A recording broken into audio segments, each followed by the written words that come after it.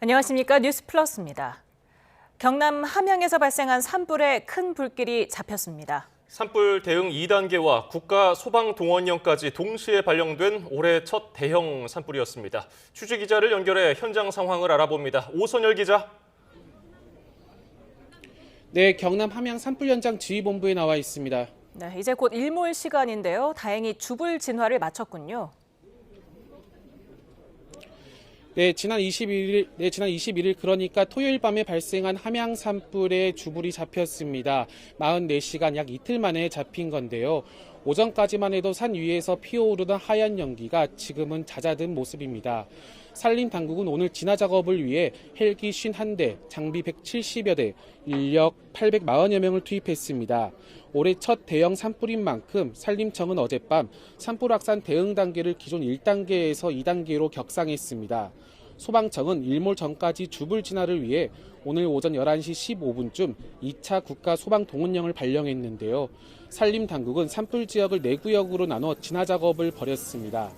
특히 불이 난 곳은 민가와 지리산 국립공원도 가까워서 진화대원들이 낙엽을 제거하고 방어선을 구축하기도 했습니다. 다행히 오후 2시쯤 진화율이 83%로 크게 올랐고 오후 5시에는 8km에 달하는 불길이 잡히면서 주불 진화가 완료됐습니다. 인명피해는 발생하지 않았지만 사흘째 이어진 산불의 산림 피해는 막심합니다. 산불 영향구역은 232헥타르, 축구장 300개 면적이 넘습니다. 산불 확산 우려에 5개 마을 주민 130여 명은 안전시설과 친척집으로 대피하기도 했는데요. 산림당국은 주불 진화를 마친 만큼 혹시 모를 재발화에 대비해 잔불 정리와 뒷불 감시를 이어갈 방침입니다. 오늘 다른 지역에서도 산불이 잇따랐습니다. 오후 2시 20분쯤엔 울산 울주군에서 산불이 발생했고 오후 4시쯤엔 전남 순천과 경남 밀양의 야산에서도 불이 나 진화 작업이 진행 중인데요.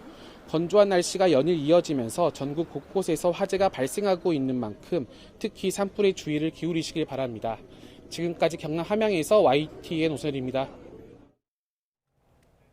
네, 방금 오선열 기자가 언급한 대로 오늘 오후 4시 10분쯤 경남 밀양시 삼양진읍 인근 해발 약 250m 야산에서 불이 났습니다. 건조한 날씨에 산불이 빠르게 확산하면서 피해 면적이 10헥타르를 넘어서자 산림당국은 산불 대응 1단계를, 소방당국은 소방 대응 1단계를 동시에 발령했습니다. 산림청은 현장에 바람이 강하지 않아서 일몰 전까지 헬기 21대 등 진화 자원을 총동원해서 불을 끄겠다는 전략입니다. 네, 지금 저희가 실시간 현장 영상을 보여드리고 있습니다. 지금 일몰이 되기 전이라서 하늘이 맑은 가운데 희뿌연 연기가 아주 거세게 바람을 타고서 움직이고 있습니다. 자, 소방청도 함양 산불의 주불이 진화됨에 따라서 함양의 재난지휘처와 현장 상황 관리관, 그리고 경북과 대구의 소방자원 16대를 밀양 산불 현장으로 이동 조치했다고 밝혔습니다. 네, 다시 한번 전해드리겠습니다. 오늘 오후 4시 10분쯤 경남 밀양시 삼양진읍 인근 해발 약 250m 야산에서 불이 났습니다. 건조한 날씨에 산불이 빠르게 확산하면서 피해 면적이 10헥타르를 넘어서자 산림당국은 산불 대응 1단계를, 소방당국은 소방 대응 1단계를 동시에 발령했습니다. 예, 자, 보다 자세한 소식은 저희가 들어오는 대로 이어지는 뉴스에서 전해드리겠습니다. 네, 날씨가 춥다는 이유로 산속에서 불을 피웠다가 산불을 낸 80대가 경찰에 긴급 체포됐습니다. 강한 바람을 타고 전국 곳곳에서 산불이 잇따르자 정부는 쓰레기 소각 등 불법 행위에 대해 무관용 원칙으로 엄정 대응하겠다고 경고했습니다. 김기수 기자입니다. 산 능선을 따라 시뻘건 불길이 긴 띠를 이뤘고 연기가 하늘로 치솟습니다. 진화대원들이 호스를 들고 불이 난 곳 바로 앞까지 다가가 사투를 벌입니다. 새벽 시간 충북 단양군 대강면에서 발생한 산불은 강한 바람을 타고 순식간에 번졌습니다. 불길이 민가를 위협하면서 주민 40여 명은 경로당과 마을회관으로 긴급 대피해야 했습니다. 여기가 불이 났을 때 제가 올라왔을 때 Y자형으로 불이 타고 올라가고 있었고 불 보고 이쪽 산으로 번질까 봐. 산림과 소방당국은 진화헬기와 장비 50여 대, 인력 530여 명을 투입해 진화에 나섰고 5시간 50분 만에 주불을 잡았습니다. 5군데 정도 방어선 구축해가지고 펌프차, 또 진화대원 구축해가지고 민간대로는 불을 막는 데 주력했습니다. 관계 당국은 바람의 불씨가 되살아나지 않도록 잔불 정리에 나선 상황. 잔불 정리 작업에는 소방과 산림청 헬기 7대와 인력 60여 명이 동원됐습니다. 경찰은 산불 현장에서 불을 피운 혐의로 80대 A씨를 긴급 체포했습니다. A씨는 경찰 조사에서 날씨가 추워 불을 피웠다고 진술했는데 당시 라이터와 담배 등을 소지하고 있었던 것으로 전해졌습니다. 앞서 경북 영덕군 축산면에서도 산불이 발생해 3시간 반 만에 꺼졌고 강원 정선과 울산에서도 산불이 연이어 발생했습니다. 잇따른 산불에 정부는 입산자 실화나 소각행위 등 불법 행위를 엄벌하겠다고 밝혔습니다. 정부는 담배꽁초 투기, 또 쓰레기 소각 등 산불 유발 불법 행위에 대해 무관용 원칙을 엄정 적용해 나가겠습니다. 정부는 건조한 날씨에 바람까지 강하게 부는 만큼 사소한 부주의가 대형 재난으로 이어질 수 있다며 화기 관리에 각별한 주의를 당부했습니다. YTN 김기수입니다. 경남 함양 산불은 올해 첫 대형 산불로 기록됐죠. 이 대형 산불 발생 시점은 지난해보다 한 달가량 앞당겨졌는데요. 이례적인 건조함과 강한 바람이 배경으로 지목됩니다. 내일은 전국에 강수가 예보됐는데 함양 등 경남 지역에도 천금 같은 단비나 눈이 내릴 전망입니다. 김민경 기자입니다. 지난 주말 경남 함양에서 발생한 산불은 강풍을 타고 빠르게 번지며 발생 이틀 만에 대응 2단계가 발령됐습니다. 피해 면적도 100헥타르를 훌쩍 넘어서며 올해 첫 대형 산불로 기록됐습니다. 영남 지역은 겨울 시작 이후 2달 가까이 건조특보가 이어질 만큼 극심하게 메말라 있었습니다. 특히 경남의 누적 강수량은 0.9mm로 예년의 1.5% 수준에 그쳤습니다. 관측 이래 두 번째로 적은 양입니다. 또 산불이 난 함양은 급경사 지형에 탈 연료가 많고 순간 최대 풍속이 초속 15m에 달해 불길이 걷잡을 수 없이 확산했습니다. 이렇다 보니 대형 산불 발생 시점도 지난해보다 한 달이나 앞당겨졌습니다. 지난해도 산불이 심각했지만 올해는 더 심합니다. 산불 누적 발생 건수도 전날까지 140건으로 예년 수준을 이미 넘어섰습니다. 하지만 밤 사이에는 전국으로 유입되는 단비구름으로 잠시 숨통이 트일 걸로 보입니다. 전국에 비나 눈이 예보된 가운데 산불이 난 함양 등 경남 지방에도 다소 많은 양의 비나 눈이 예보됐기 때문입니다. 저기압이 끌어올리는 따뜻한 수증기와 북쪽에서 내려오고 있는 차가운 북동풍에 동반된 찬 공기들이 충돌하면서 경상권 내륙을 중심으로는 24일 오전부터 비나 눈이 오겠고 3에서 8cm, 많은 곳은 최대 10cm의 눈이 예상이 됩니다.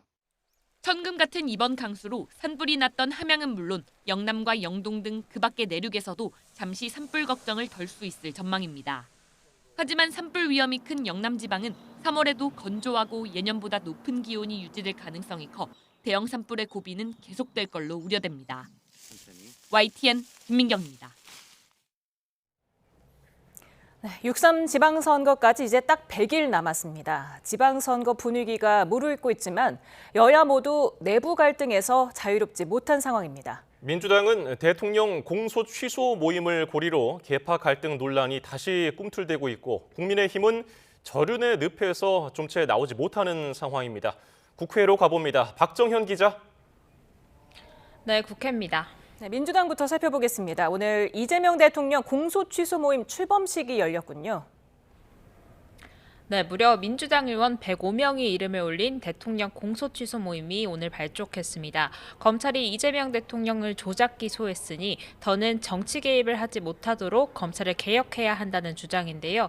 정청래 대표는 105명 명단에 이름을 올리지 않았고 현장에도 참석하지 않아 일각에선 친명계 세규합이란 지적도 나옵니다.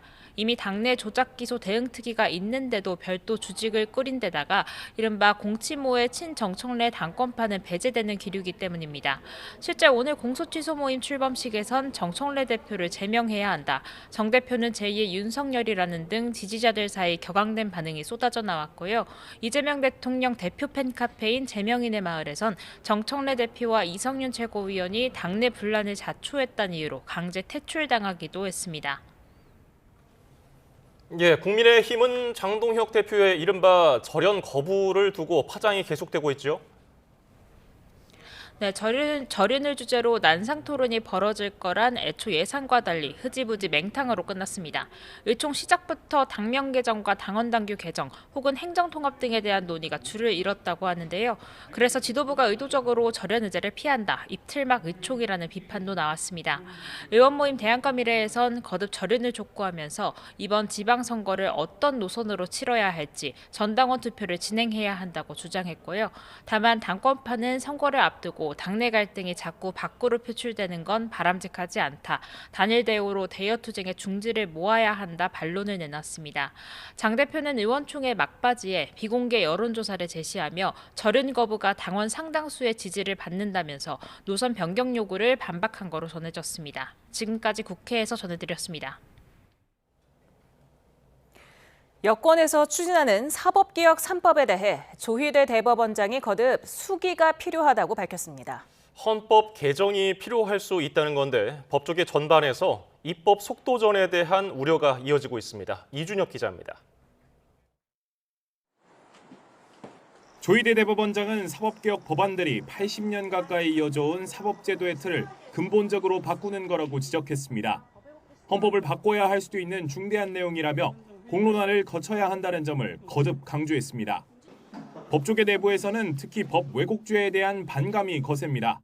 의도적으로 법을 잘못 적용했다는 기준이 귀에 걸면 귀걸이, 코에 걸면 코걸이라는 비판인데 처벌 대상이 될 수 있는 판사들과 검사들 사이에선 명확성 원칙에 반해 위헌이 될 수 있다거나 일선이 위축되고 혼란을 겪을 수 있다는 우려의 목소리가 제기됩니다. 재판 소원에 대해서도 큰 틀의 방향에는 공감하지만 헌법재판소가 급증할 재판을 감당할 수 없을 거라는 시기상조론이 우세입니다. 다만 재판 소원이 국민 기본권 구제에 도움이 되고 법 왜곡죄 역시 먼저 도입된 독일보다 더 엄격하고 구체적인 법안이 논의 중이라며 힘을 싣는 의견도 없지는 않습니다. 그럼에도 법조계, 특히 사법부 반발이 상당한 만큼 법안이 실제로 국회 본회의 문턱을 넘으면 파장은 적잖을 것으로 보입니다. YTN 이준엽입니다. 미 연방대법원이 상호 관세에 대해 위법 판결을 내렸지만 트럼프 행정부는 교역국들이 기존 무역 합의를 유지하기를 바라고 있다고 주장했습니다. 한국계 앤디 김 상원 의원은 미국 국민에게 관세 환급금을 돌려주라고 촉구했습니다. 워싱턴 홍상희 특파원입니다. 트럼프 2기 행정부의 경제사령탑 스콧 베선트 미 재무장관은 교역 상대국들이 미국과 체결한 무역 협정의 유지를 원하고 있다고 말했습니다. We've been in touch with our foreign trading partners, and all of them want to keep the trade deals that have been set. 연방 대법원 판결 이후 기존의 무역 합의를 뒤집고 다시 협상하자는 교역국이 없다는 주장입니다.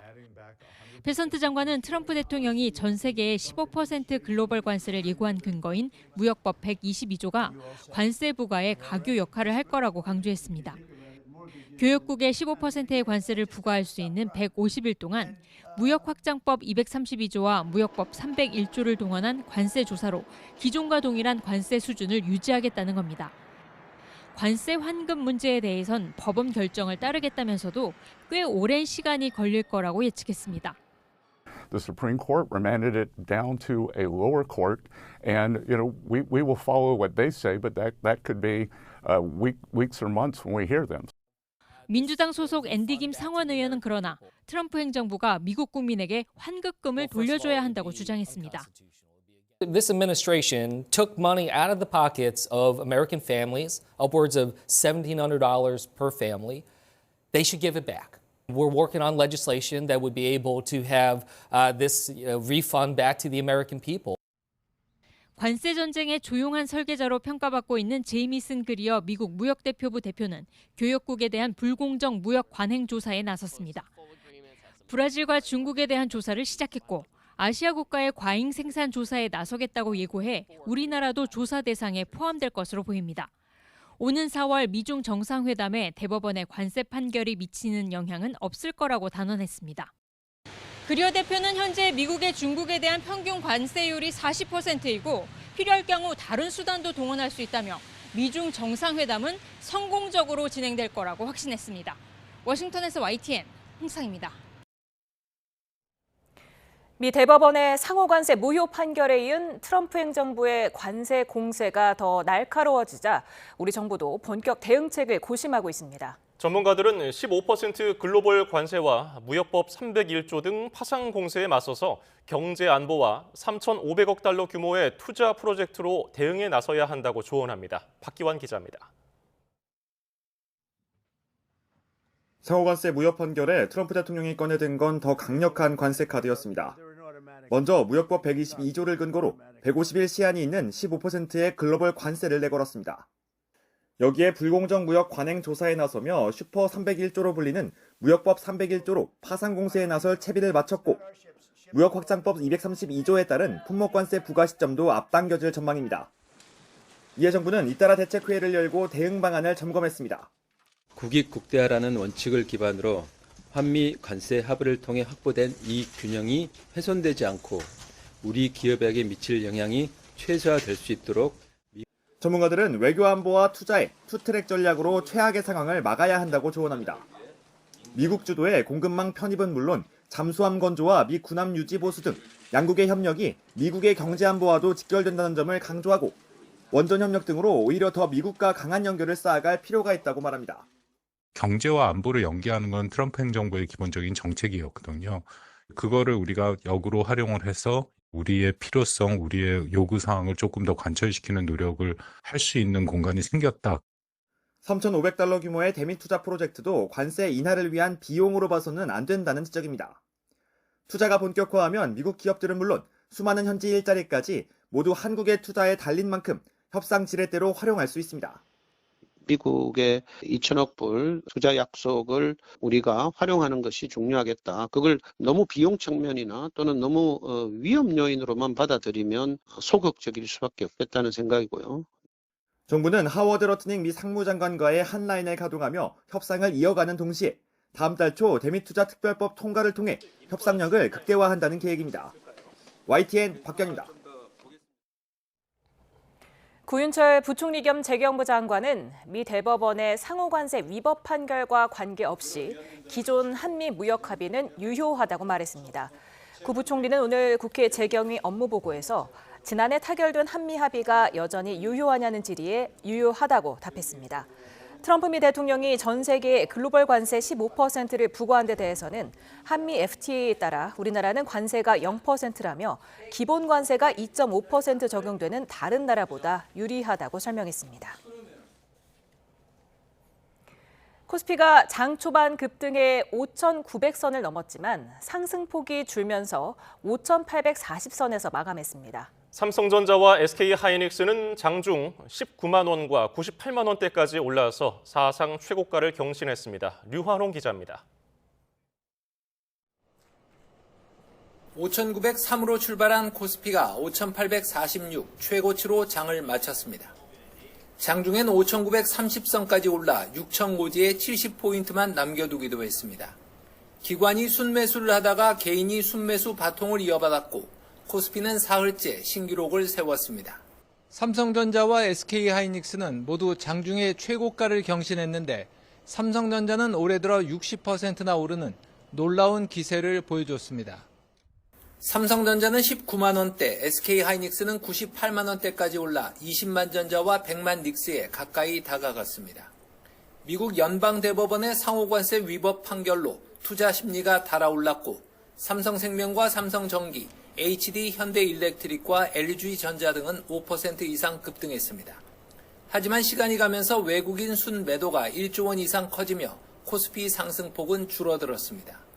트럼프 대통령의 연례 의회 연설을 앞두고 이런과 관련된 지정학적 위험에 대한 부담이 불거졌고요. 그리고 목요일 날 예정된 엔비디아 실적 발표를 앞두고 추가 상승보다는 상승 탄력 둔화에 대한 경계 심리가 일정 부분 작용했다라고 볼 수 있을 것 같습니다. 코스닥은 1.1% 오른 1166으로 출발했지만 상승폭을 반납해 0.2% 내린 1151로 마감했습니다. 기관의 순매도가 커지면서 코스닥은 2거래일 연속 하락했습니다. 미 연방대법원 판결로 달러화가 약세를 띠면서 원달러 환율은 하락했습니다. 원달러 환율은 1,443원으로 출발해 1,430원대까지 내려왔는데 지난 13일 이후 3거래일 만이었습니다. 하지만 시간이 가면서 재상승해 1,440원대로 올라섰습니다. YTN 유환홍입니다. 네, 앞서 저희가 속보로 전해드렸는데요. 오늘 오후 4시 10분쯤 경남 밀양시 삼양진읍 인근 해발 약 250m 야산에서 불이 나서 산림당국이 산불 대응 1단계, 소방당국은 소방 대응 1단계를 동시에 발령했다고 전해드렸었는데요. 지금 경남 밀양 산불 관련해서 국가 소방동원령이 발령됐다는 소식이 들어왔습니다. 예, 소방청은 대응 1단계와 국가 소방동원령을 동시에 발령했다고 밝혔고요. 당국은 부산과 울산 지역에서 소방 펌프차와 물탱크차 18대를 동원하고 또 대구 경북 지역에서 소방 차량 16대를 주불이 잡힌 함양에서 밀양으로 이동시킬 것이라고 밝혔습니다. 보다 자세한 소식은 이어지는 뉴스에서 전해드리겠습니다. 경찰이 서울 공공자전거 따릉이 서버를 해킹해 462만 개 계정의 개인정보를 유출한 10대 2명을 검찰에 송치했습니다. 이들은 범행 당시에 중학생이었는데 이 가운데 한 명은 경찰 조사에서 호기심과 과시욕에 범행했다고 진술했습니다. 배민혁 기자입니다. 경찰이 서울시설공단이 운영하는 공공자전거 따릉이의 서버를 해킹한 10대 고등학생 2명을 검거해 검찰에 넘겼습니다. 이들은 지난 2024년 6월 이틀에 걸쳐 462만 건에 달하는 따릉이 가입자 계정에 개인정보를 빼낸 혐의 등을 받고 있습니다. 유출된 정보에는 휴대전화 번호와 주소, 생년월일, 체중까지 포함됐습니다. 다만 이름과 주민등록번호는 들어있지 않은 것으로 파악됐습니다. 2년 전 범행을 저지를 당시 피의자들은 중학생이었습니다. 주범인 A군과 공범 B군은 SNS에서 만난 친구 사이로 독학으로 컴퓨터 해킹 방법 등을 배운 것으로 조사됐습니다. 경찰은 지난 2024년 4월 공유 모빌리티 대여업체의 디도스 공격 사건을 수사하며 B군을 특정했는데 B군의 전자기기 포렌식 결과 따릉이 개인정보로 보이는 파일이 확인되며 덜미를 잡혔습니다. 경찰 수사 결과 먼저 따릉이 서버의 취약점을 알게 된 B군이 이 사실을 알리자 A군이 역할을 분담해 서버를 해킹하자고 제안한 것으로 파악됐습니다. B군은 호기심과 과시욕 때문에 범행을 저질렀다고 진술했는데 A군은 진술 거부권을 행사하며 범행 동기 등에 대해 함구하는 상황입니다. 경찰은 진술을 거부하는 A군에 대해 앞서 2차례 구속영장을 신청했지만 소년범이라는 이유 등으로 검찰에서 반려됐다고 설명했습니다. 경찰은 이들이 판매 목적으로 범행을 저질렀는지 의심하고 조사했는데 아직 유출된 개인정보가 제3자에게 전달된 정황은 포착되지 않았다고 밝혔습니다. YTN 배민혁입니다.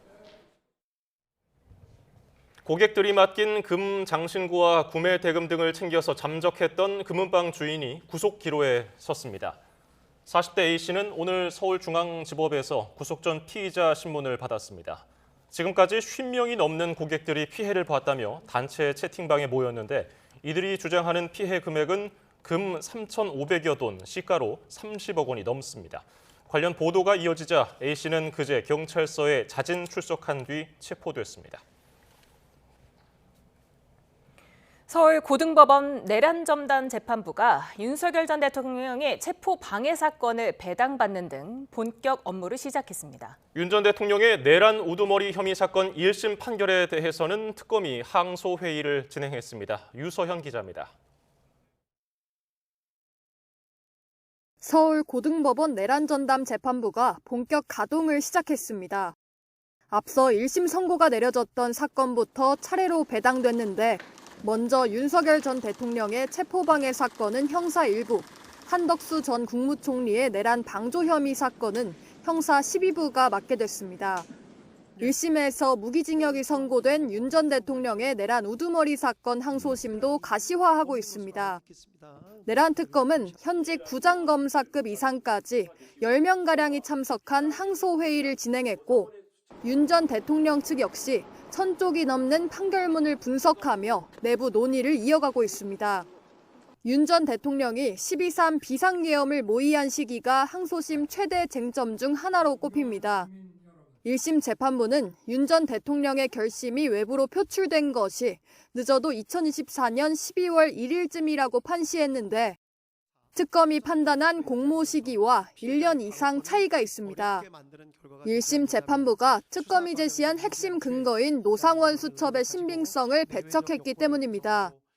이른바 노상원 수첩 등은 작성 시기를 정확히 알 수 없고 일부 내용들은 실제 이루어진 사실과 불일치하는 부분도 있으며 재판부는 또 2023년 12월 대통령 관저 만찬, 2024년 3월 삼청동 안가 모임 등 윤 전 대통령과 군 수뇌부 사이 여러 차례 회동을 두고도 관련 언급이 있었다는 증거가 없다며 비상계엄과의 관련성을 인정하지 않았습니다. 12.3 비상계엄이 항소심에서 윤 전 대통령의 장기적 기획으로 재해석될지 단기적 결단에 머무를지 관심이 쏠립니다. YTN 유서연입니다. 김건희 씨와 함께 통일교 청탁 의혹이 연루된 건진법사 전성배 씨의 1심 결과가 내일 오후 2시에 나옵니다. 앞서서 특검은 전 씨가 권력에 기생해 사익을 추구했다면서 징역 5년을 구형했습니다. 이미혜진 기자입니다. 통일교로부터 현안 청탁과 함께 금품을 수수한 혐의를 받는 건진법사 전성배 씨의 1심 선고기일이 내일 열립니다. 전 씨는 김건희 씨와 공모해 윤영호 전 통일교 세계본부장으로부터 교단 현안 청탁의 대가로 샤넬 가방과 그라프 목걸이 등 8천여만 원 상당 금품을 수수한 혐의로 재판에 넘겨졌습니다. 또 통일교 측에 재단 고문 자리를 요구하며 3천만 원을 받은 혐의와 2022년 지방선거를 앞두고 후보자에게서 공천 청탁과 함께 1억 원을 받아 정치자금법 위반 혐의로도 기소됐습니다. 특검은 지난 결심 공판에서 전 씨가 대통령 부부와 고위 정치인 등과의 친분을 과시하고 권력에 기생해 사익을 추구했다면서 징역 5년을 구형했습니다.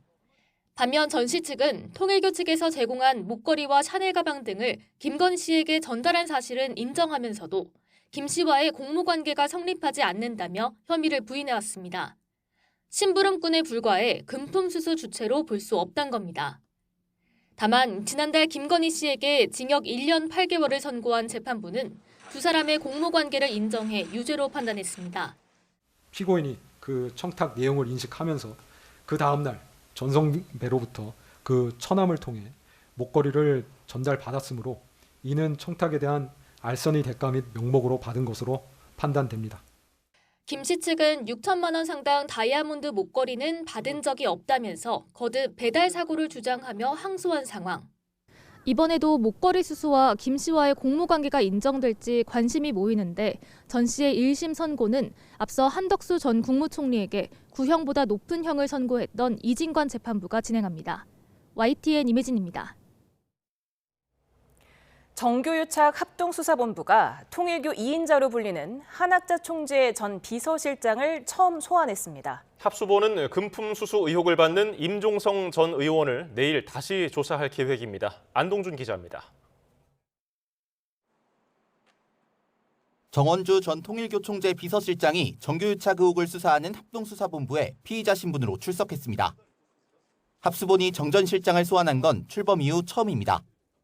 정 전 실장은 교단 내에서 한학자 총재 다음으로 영향력이 큰 통일교 2인자로 알려진 인물입니다. 교단 내 실세인 만큼 합수본은 통일교의 정치권 로비 의혹에 정 전 실장이 관여한 게 아닌지 의심하고 있습니다. 통일교가 교단 현안 청탁을 위해 전재수 전 해양수산부 장관과 임종성, 김규환 전 의원에게 금품을 건넸다는 게 의혹의 핵심입니다. 합수본은 얼마 전 피의자 신분으로 소환했던 임 전 의원도 내일 다시 불러 조사를 이어간다는 방침입니다. 통일교 측으로부터 금품 받으신 적 있으세요? 받은 적 전혀 없습니다. 실질적으로 윤영호 자체를 몰랐고. 통일교가 여야 정치인들에게 개인 명의로 후원금을 낸 뒤 이를 법인 자금으로 보전했다는 이른바 쪼개기 후원 의혹도 수사 대상입니다. 정 전 실장이 통일교 내에서 각종 현안을 보고받는 위치에 있었던 만큼 합수본은 한 총재의 승인이나 지시 여부를 캐물었을 걸로 보입니다. 합수본이 교단 내 실세를 소환하며 수사에 박차를 가하는 만큼 조만간 전재수 전 장관과 김규환 전 의원도 소환할 거란 전망이 나옵니다. YTN 안동준입니다.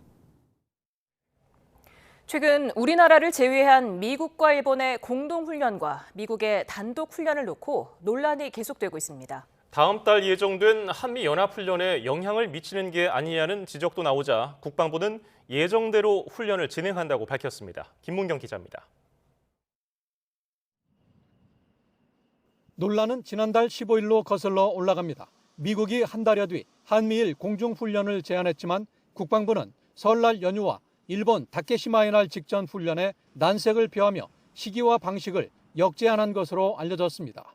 이후 일정이 조율되는 과정에서 미국은 18일부터 이틀간 서해상에서 단독 훈련을 하고 비슷한 시기 일본과 동중국해 등지에서 공동 훈련을 실시했는데 결과적으로 한미는 물론 한미일 연합 공중훈련은 이루어지지 않았습니다.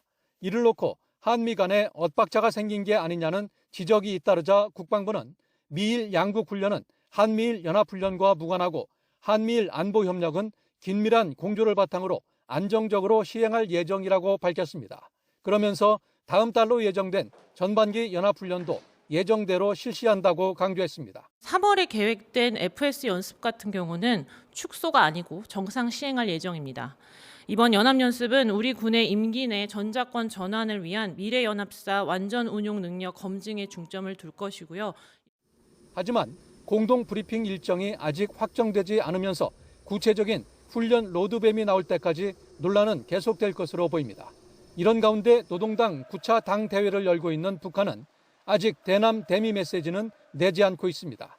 다만 리선건과 김영철 등 대남 업무를 맡아온 인물들이 주요직에서 배제되면서 적대적 두 국가론에 별다른 변화가 없는 게 아니냐는 분석이 나옵니다. 아직까지 당대회 끝난 게 아니기 때문에 좀 더 지켜보도록 하겠습니다.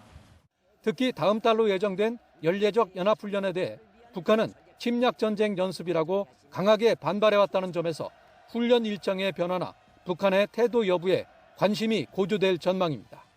YTN 김문경입니다. 이재명 대통령이 국빈 방한한 룰라 브라질 대통령과 오늘 한 브라질 정상회담을 열었습니다. 두 정상은 청와대에서 진행한 회담에서 양국 관계 발전의 필요성에 공감하고 한 브라질 관계를 기존 포괄적 협력 동반자 관계에서 전략적 동반자 관계로 격상하기로 합의했습니다.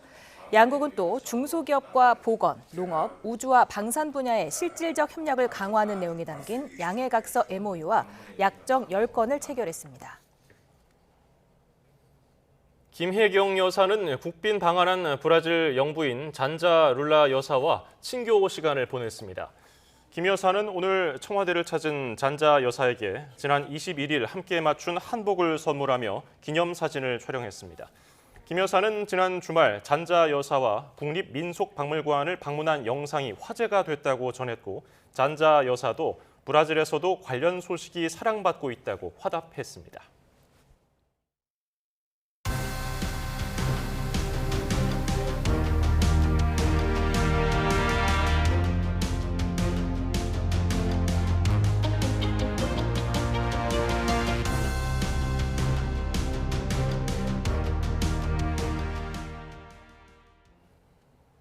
육.3 지방선거가 100일 앞으로 다가오면서 여야 모두 본격적인 선거 채비에 돌입했습니다. 비교적 순조롭게 출발한 민주당과 방향성과 내홍 등으로 시끄러운 국민의힘이 극명하게 대비되는 모습입니다. 윤홍성 기자입니다.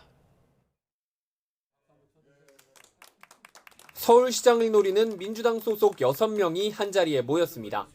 민주당 광역단체장 후보 면접에 참가한 이들은 선의의 경쟁을 약속했습니다. 내란을 확실히 종식시킬 수 있는 이번 지방선거를 만들고자 합니다. 어두운 곳은 밝게, 밝은 곳은 더 밝게 만들어야 됩니다. 세금이 아깝지 않은 서울, 글로벌 G2 도시 서울을 위해서 시민과 함께 뛰겠습니다. 인천시장에 출사표를 던진 박찬대 의원과 강원지사에 도전하는 우상호 전 청와대 정무수석 등도 검증대에 올랐습니다. 민주당은 이틀 동안 광역단체장 후보 면접을 진행하고 4월 20일까지 모든 지역의 공천을 마무리할 예정입니다. 각각 서울시장과 경기지사에 도전했던 서영교, 김병주 의원은 불출마를 선언하는 등 교통정리도 일단은 순조롭습니다. 민주당은 이재명 정부 출범 이후 첫 전국 단위 선거에서 압도적 승리로 내란 세력 완전 청산을 이루겠다는 각오입니다. 지방선거 승리로 윤 어게인 내란 세력을 심판하겠습니다. 윤석열 검찰 독재 정권의 비정상을 정상으로 돌려놓겠습니다. 국민의힘도 공천혁신 서약식을 진행하는 등 선거 준비 젠걸음에 나섰습니다.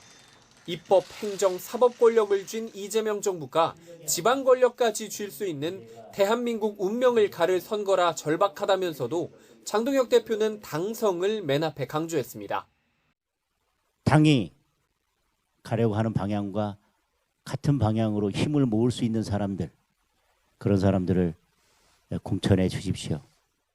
국민의힘은 다음 달 5일부터 공천을 신청받고 광역 기초의원에 지원하는 만 45살 미만 정치 신인은 심사료를 면제하는 등의 청년 패스트트랙 제도도 도입했습니다. 다만 이정현 위원장 체제의 공천관리위원회 출발이 순탄치만은 않습니다. 이재명 대통령 선거법 사건 변호인 이력이 드러난 황수림 변호사가 공관위원을 사퇴했고 인구 50만 명 이상의 대도시 공천은 중앙당이 맡기로 한 것도 과도하다는 비판이 나오고 있습니다. 무엇보다 윤어게인을 선언한 장동혁 체제로는 TK를 빼면 전멸할 거라는 위기감이 큽니다. 구청장 후보를 찾기도 힘든 상황입니다. 경기도 역시 마찬가지입니다. 저도 위험하죠. 그래서 이렇게 절규하는 거 아닙니까? 여야는 한 목소리로 필승을 다짐하고 있지만 이처럼 분위기는 사뭇 다릅니다. 순조롭게 출발한 여당이 끝까지 웃을지 위기의 야당이 반전을 이룰지 100일간의 레이스가 막을 올렸습니다. YTN 윤웅성입니다. 100일 뒤 6월 3일 치러지는 지방선거는 이재명 정부의 첫 전국 단위 선거입니다. 민주당은 새 정부 1년 국정 성과를 자신하며 지방 권력까지 석권하겠다고 벼르고 있고 국민의힘은 보수 재건의 토대를 마련하겠다고 외치고 있는데요. 이번 선거의 관전 핵심을 강민경 기자가 3가지 열쇠말로 정리했습니다.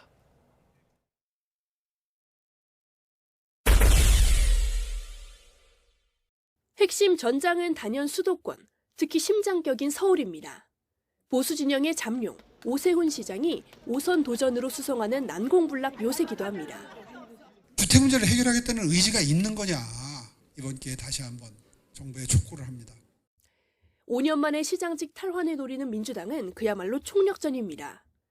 중량감 넘치는 현역 의원은 물론 저격수 역할의 새 인물까지 두루 검토하며 최상의 맞상대를 골라 붙일 만반의 준비를 하고 있습니다.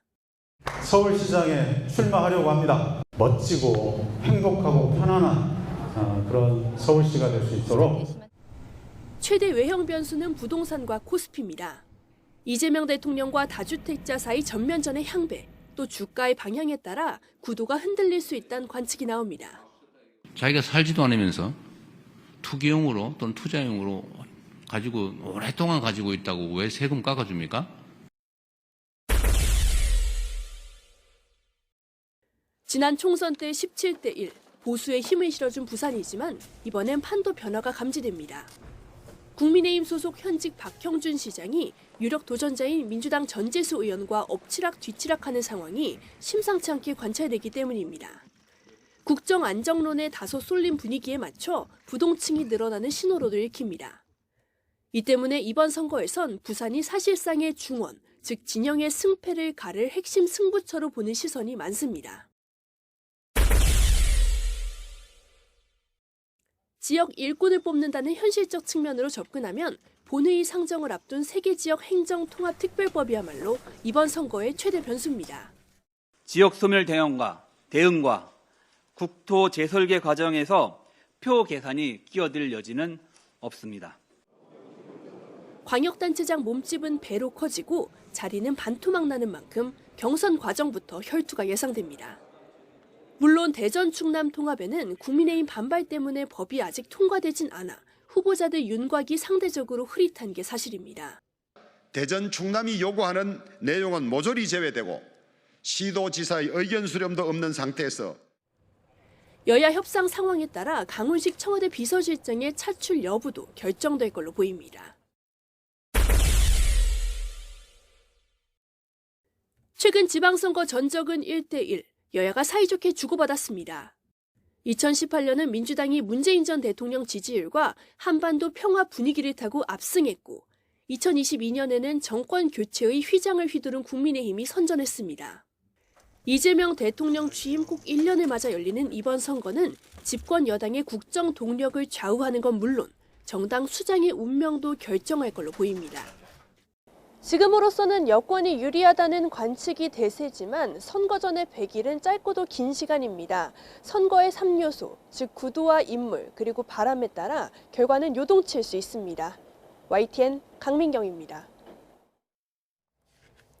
정부가 다주택자를 대상으로 압박을 이어가는 가운데 강남 일대에서는 수억 원씩 호가를 낮춘 매물이 등장했습니다. 서울 외곽 지역과 온도차가 느껴지는 가운데 매도자와 매수자의 눈치 싸움도 본격화하고 있습니다. 최두희 기자입니다.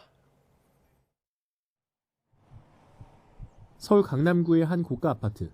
지난해 10월 74억 5천만 원에 거래됐던 전용 면적 144제곱미터의 경우 호가는 70억 원대 초반까지 떨어졌습니다.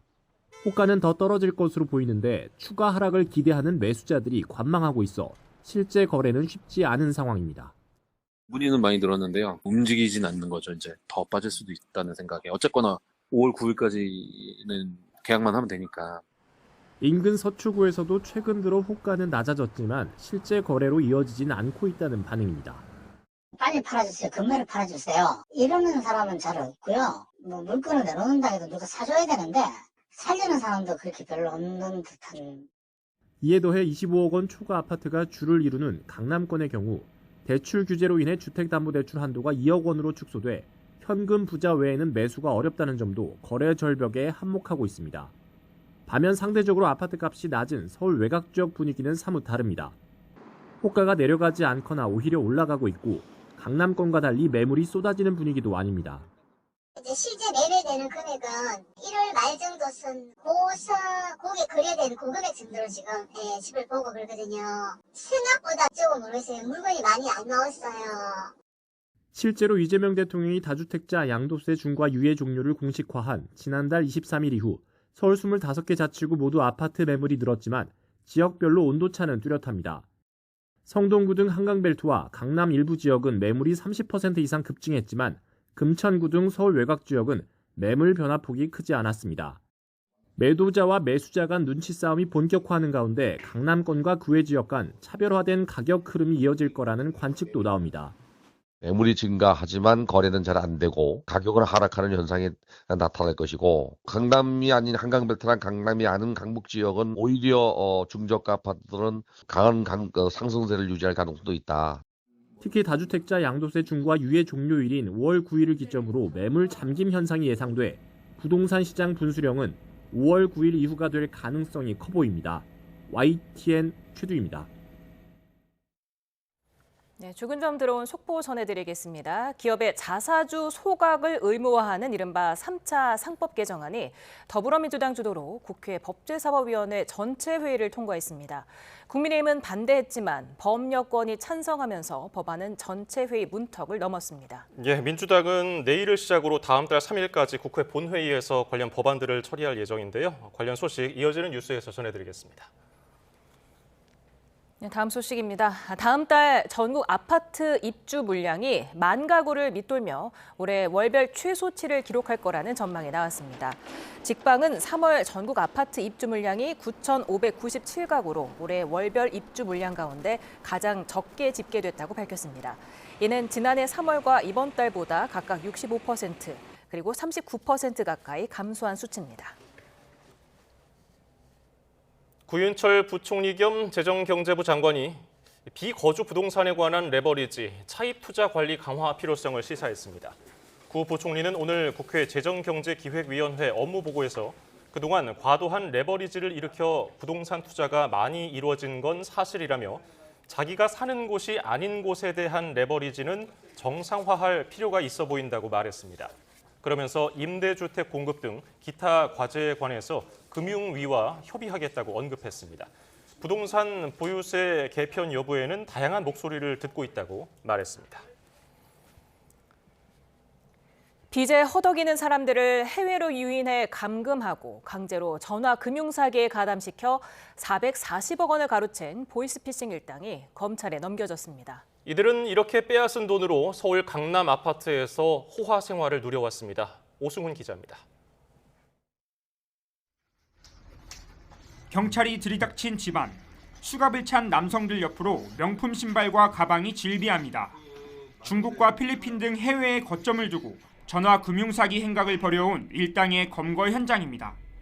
경찰은 국제공조를 받아 필리핀 현지에서 검거된 조직원 수십 명도 국내로 송환했습니다.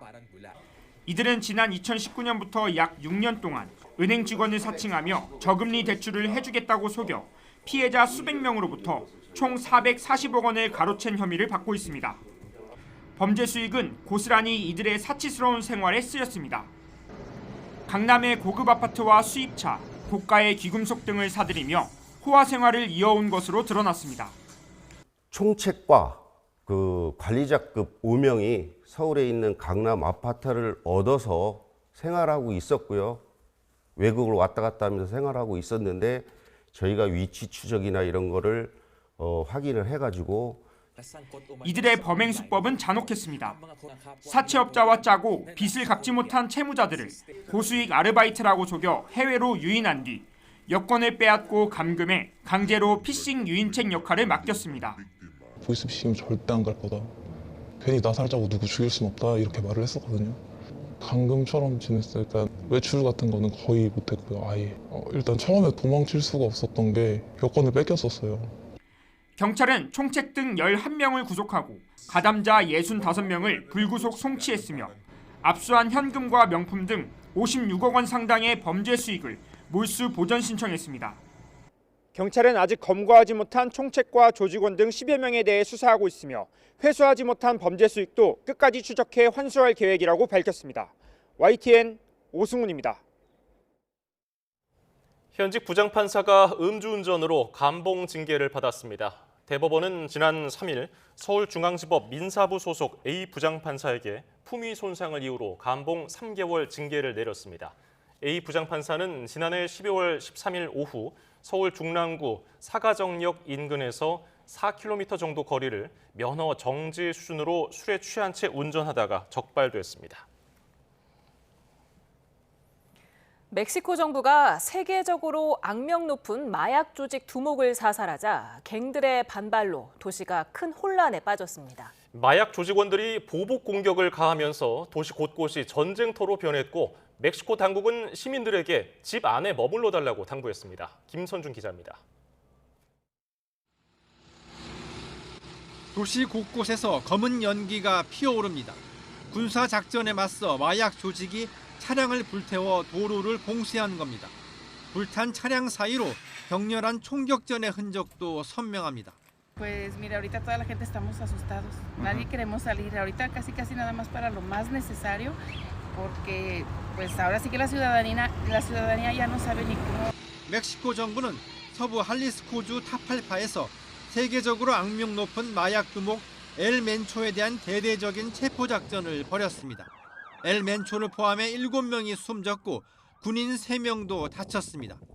군사작전이 벌어진 타팔파는 북중미 월드컵 우리나라 대표팀 경기가 열리는 과달라하라에서 자동차로 2시간 거리에 있습니다. 체포작전 이후 멕시코 주요 도시는 큰 혼란에 빠졌습니다. 마약 조직원들이 도시 곳곳에 불을 지르며 반발하면서 할리스코주는 물론 다른 지역에서도 보복 공격이 계속됐습니다. 공항을 포함해 대중교통 운행이 전면 중단되고 학교도 문을 닫았습니다. Y suspendimos el sistema de transporte público y los eventos masivos para inhibir mayores afectaciones a la población. 엘 멘초 제거 소식에 앞서 1,500만 달러의 현상금을 걸었던 미국은 곧바로 환영했습니다. 실제 이번 군사작전은 미국의 압박으로 진행된 것이라는 분석이 많습니다. 하지만 이번 작전으로 마약 조직이 분열하면서 오히려 폭력 사태가 더 심해질 것이라는 우려도 나옵니다. YTN 김선중입니다. 이번 올림픽에는 2,900명의 선수가 출전했습니다. 메달과 관계없이 잊기 힘든 순간을 만든 선수들도 있었습니다. 김동민 기자의 보도입니다. AFP통신은 이번 올림픽에서 강렬한 인상을 남긴 6명의 선수를 선정해 발표했습니다. 스위스 프란요 폰 알멘은 대회 첫 금메달의 주인공이자 대회 첫 3관왕에 오르며 이름을 남겼습니다. 4년간 목수 견습 과정을 밟은 뒤 여름에는 건설 현장에서 일하며 선수 생활을 해온 사연이 알려져 더 큰 화제가 됐습니다. 1984년생 미국의 스키 여제 린지보는 8강 경기 도중 다리 골절상을 입고 대회를 마감했습니다. 알파인 스키 사상 최고령 올림픽 메달리스트를 꿈꿨지만 이제 두 번째 은퇴의 기로에 섰습니다. 노르웨이의 클레보는 크로스컨트리에서 금메달 6개를 휩쓸며 동계올림픽 통산 금메달 11개라는 신기록을 세웠습니다. 단일 올림픽 금메달 6개도 동계올림픽에서 처음 나온 기록입니다. 남자 피겨 프리에서 실수를 연발하며 메달권 바깥으로 밀려난 말리니 24년 만에 미국 여자 피겨에 금메달을 안긴 알리사 리우도 깊은 인상을 남겼습니다. 우크라이나 스켈레톤 블라디슬라프 헤라스케비치는 경기에 나서지도 못하고 기억된 선수로 남았습니다. 러시아의 우크라이나 침공으로 숨진 선수들의 이미지를 헬멧에 새기고 출전하려 했지만 IOC의 반대로 실격 처리됐습니다. 이후 우크라이나 정부는 그에게 자유훈장을 수여했고 한 사업가는 20만 달러를 기부했습니다. YTN 김동민입니다. 메마른 날씨에 곳곳에서 산불이 발생하고 있습니다. 다행히 내일 새벽에 제주도를 시작으로 오전 중에는 전국에서 건조함을 달래줄 비나 눈이 내리겠는데요. 다만 영남 내륙에는 10cm 이상의 큰 눈이 오겠고 충북과 전북 동부에도 최고 5cm의 많은 눈이 강하게 쏟아지겠습니다. 여기에 바람도 강하게 불 것으로 보이는 만큼 각별히 주의해 주시기 바랍니다. 비와 눈은 밤에 중서부 지역부터 점차 그치겠습니다. 내일 아침에는 서울 기온이 영하 1도, 광주 1도로 오늘만큼 춥겠고 낮 기온은 서울 5도, 대구 6도에 머무는 등 특히 충청 이남을 중심으로 오늘보다 5도에서 7도가량 낮아질 전망입니다. 날씨 정보였습니다.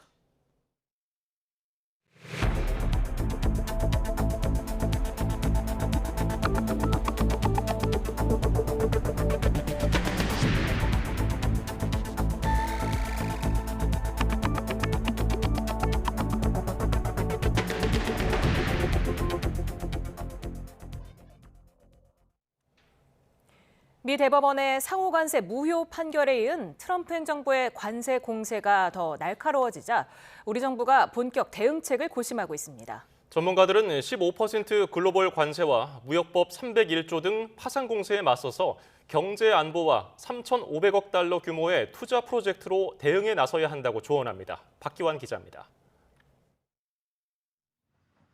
상호관세 무효 판결에 트럼프 대통령이 꺼내든 건 더 강력한 관세 카드였습니다. 먼저 무역법 122조를 근거로 150일 시한이 있는 15%의 글로벌 관세를 내걸었습니다. 여기에 불공정 무역 관행 조사에 나서며 슈퍼 301조로 불리는 무역법 301조로 파상 공세에 나설 채비를 마쳤고 무역 확장법 232조에 따른 품목관세 부과 시점도 앞당겨질 전망입니다.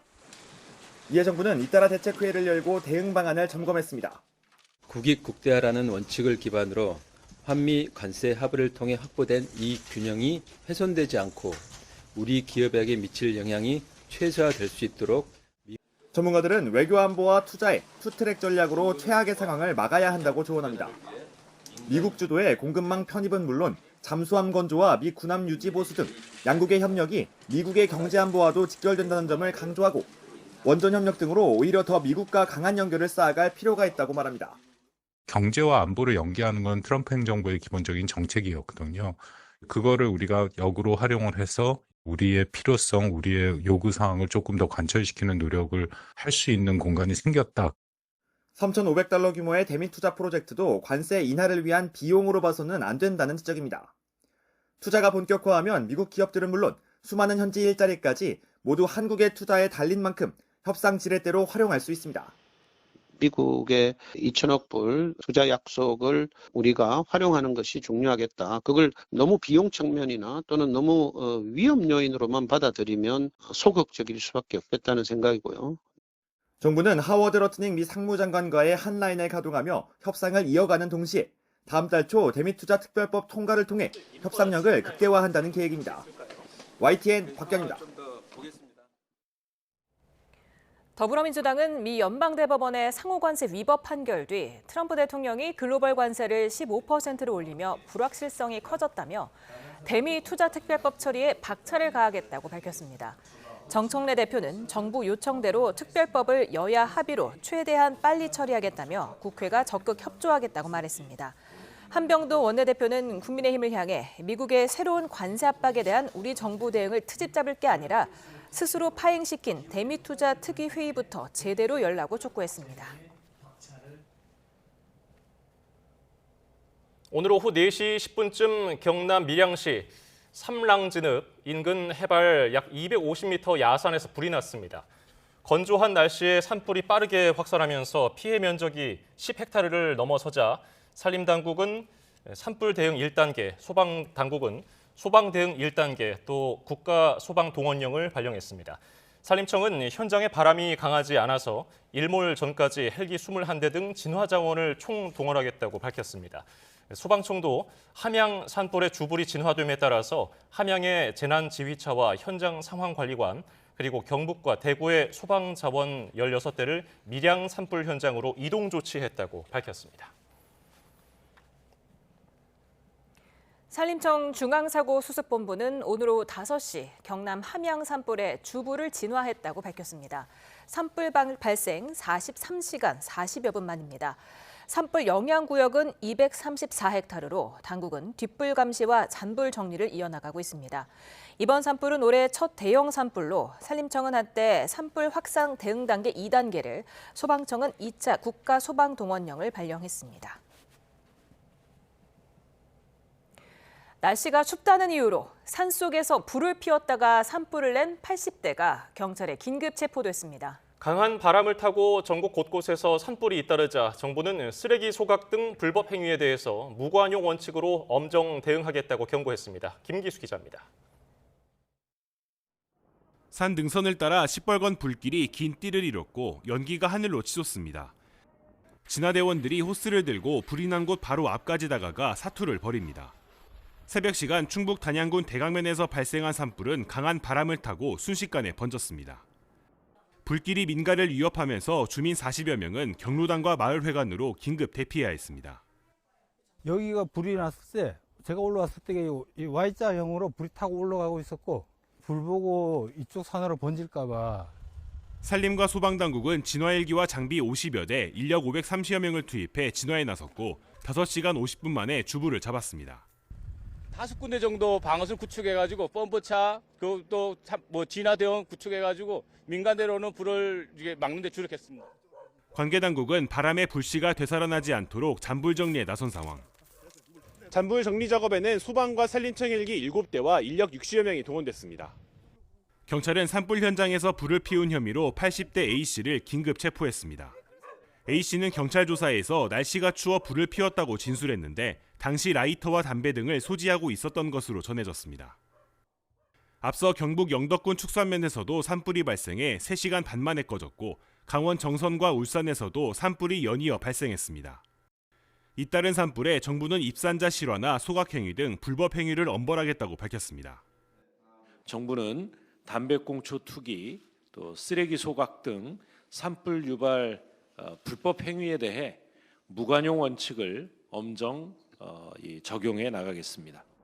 정부는 건조한 날씨에 바람까지 강하게 부는 만큼 사소한 부주의가 대형 재난으로 이어질 수 있다며 화기 관리에 각별한 주의를 당부했습니다. YTN 김기수입니다. 이재명 대통령 사건의 공소 취소를 주장하는 더불어민주당 모임이 공식 출범했습니다. 무려 105명이 이름을 올렸는데요. 이른바 친명 새 규합 아니냐는 의구심도 적지 않습니다. 보도에 김다현 기자입니다. 잔치집처럼 박수와 환호가 이어지는 현장. 바로 이재명 대통령 사건 공소취소 모임 출범식 모습입니다. 무려 105명의 민주당 현역이 이름을 올렸고 60여 명이 직접 참석했습니다. 정치검찰 아웃! 아웃! 아웃! 아웃! 이른바 공취모는 검찰이 조작해 기소하는 행태를 바로잡는 게 사법정의를 위한 시대적 과제라며 국정조사 추진은 물론 검찰권 남용을 막기 위한 개혁과제를 완수하겠다고 약속했습니다. 특정인, 즉 이재명 대통령 구하기가 아니라고 입을 모았습니다. 모임 상임대표인 박성준 의원은 조작 수사의 위험성을 부각하면서 국빈 방한한 브라질 룰라 대통령 사례를 언급했습니다. 오늘 그가 대한민국 땅을 밟은 것은 사법의 이름으로 자행되는 정치 탄압에 맞서 결국 민주주의가 승리한다는 살아있는 증거입니다. 대통령의 대장동 변호를 맡았던 이건태 의원은 검찰 행보를 원색적으로 비판했습니다. 이 조작 기소 사건은 윤석열 검찰 독재의 쓰레기입니다. 이들은 모임에 정치적 의도가 없다고 선을 그었지만 당권파 견제를 위한 친명 세규 합의란 의구심이 적지 않습니다. 이미 당내 조작 기소 대응투기가 가동되고 있는데도 별도 조직을 꾸린 데다 친정청래 당권파는 배제되는 분위기입니다. 점입가경 이 대통령 팬카페는 정 대표와 이성윤 최고위원이 당내 분란을 자초했다며 강제 퇴출시켰습니다. 이른바 현진우나 문자로 사직한 김남국 전 대통령실 비서관은 당 대변인에 임명됐는데 원조 친명그룹 7인의 출신이라 눈길을 끌었습니다. 여러 부족함에도 대변인으로 임명돼 큰 영광이자 무거운 책임감을 함께 느낍니다. 국민의힘은 인사청탁으로 물러난 논란의 인물이 다시 전면에 섰다며 도덕적 해이를 질타했고 공취모에 대해서도 위헌적 집단 행동이다. 대통령 재판을 재개해야 한다고 요구했습니다. 여권의 대부 유시민 작가의 표현을 그대로 빌리면 한마디로 미친 짓입니다. 공취모가 내세우는 명분과 별개로 105명 명단에 있느냐를 두고 민주당도 여권 지지자들도 노골적으로 쪼개지는 모습입니다. YTN 김다현입니다. 윤석열 전 대통령과의 절연, 즉 절윤을 주제로 난상 토론이 예상됐던 국민의힘 의원총회가 흐지부지 김 빠진 채 마무리됐습니다. 당명 개정과 행정통합 논의만 이어졌는데 입틀막 의총이라는 반발도 나왔습니다. 박희재 기자가 보도합니다. 무죄 추정 원칙을 언급하며 사실상 윤허개인을 선언한 장동혁 대표 발언 이후 국민의힘 의원총회가 처음 열렸습니다. 당원권 정지 1년, 중징계를 받은 배현진 의원이 장 대표와 압수하며 스포트라이트를 받았고 친한계는 맨 앞자리 장 대표를 둘러싸고 소리 없는 신경전을 펼쳤습니다. 살얼음판 같은 분위기 속에 원내 사령탑은 본회의 전략을 논의하자고 외쳤습니다. 사법 파괴 악법들을 강행할 때 우리 당이 어떻게 대응할 건지에 대한 대안 제시를 의원님들께서 해주시기를. 취재진이 물러나고 계속된 비공개 의총은 지방선거 뒤로 미룬 당명 개정과 행정통합법을 설명하는 데 쓰인 것으로 파악됐습니다. 논란이 된 절윤 거부 반발을 피하기 위해 지도부가 다른 주제로 시간을 끌었다. 입틀막 의총이었다는 반발이 나왔습니다. 윤어게인으로 선거를 치를 수 있는지 없는지 이 말씀을 드리려고 하는데 말할 기회가 없습니다. 순서 자체를 이렇게 짠 거가 의도적이지 않지 않냐. 진행 순서에 유감을 표합니다. 다만 중진을 중심으로는 장동혁 지도부 비판을 자제하고 단일 대우로 투쟁해야 한다는 의견도 나왔습니다. 전륜이니 전련이니 이런 논란도 어떻게 보면 민주당의 프레임에 들어가는 거다 이렇게 생각을 합니다. 이걸 이끌어갈 수 있는 주체는 뭐니 해도 현 장동혁 대표와 지도부다. 지도체제 개편이니 사퇴 이것은 답이 아니다. 3시간 가까이 이어진 의원총회 마무리에 장동혁 대표는 그래도 본인이 당원 상당수의 지지를 받고 있다고 해명했고 이에 일부 의원들은 전당원 투표와 전문가 공개 토론 등을 역제안한 것으로 알려졌습니다. YTN 박희재입니다. 더불어민주당 한병도 원내대표가 국민의힘을 향해 억지와 궤변, 민생 인질극을 중단하고 내일 본회의 소집에 협조하라고 촉구했습니다. 한 원내대표는 국민의힘이 본회의 소집에 협조하지 않는다면 민주당은 민생개혁 법안 단독 처리에 나설 수밖에 없다며 이같이 말했습니다. 이어 민생개혁 법안 처리가 늦어지면 그 피해는 고스란히 국민에게 돌아간다며 국민의힘 요구대로 오는 26일 본회의를 소집하면 너무 늦다고 주장했습니다. 국민의힘 송원석 원내대표는 더불어민주당이 내일 본회의에서 법 왜곡죄와 재판 소원죄, 대법관 증언 등 사법 3법 처리를 추진한다는 방침과 관련해 사법 파괴 악법 강행 처리에 반대한다고 비판했습니다.